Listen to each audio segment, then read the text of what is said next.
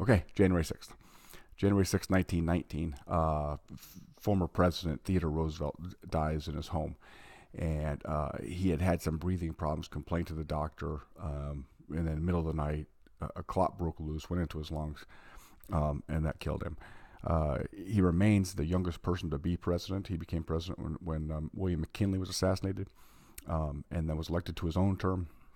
And then after his term, he decided that that was enough. He'd served 7 years.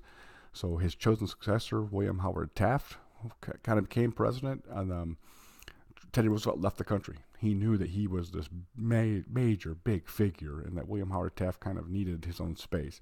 So Roosevelt leaves, travels through Africa, South America, and but becomes really disenfranchised with what Taft is doing, and so comes back, tries to defeat Taft when Taft runs for re-election in 1912, and doesn't win the Republican nomination. Creates the Bull Moose Party, splits the Republican vote, and basically ushers in Woodrow Wilson in 1912. So again, was very active against Wilson, writing papers, publishing stuff, speaking. And then, but while he was traveling through South America, he'd contracted a really severe case of malaria. And the effects of that were followed him through the rest of his life, to where in his late 50s, he was having constant health issues. So in 1919, he considered a run for president in 1920, but ultimately his health wouldn't let him.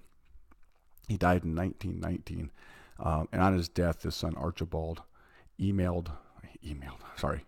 sent a note to the entire family, basically saying, the lion is dead.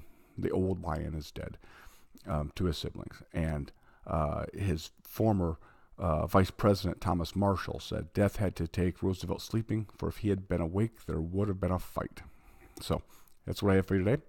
Rest in peace, former President Teddy Roosevelt. I will see you tomorrow.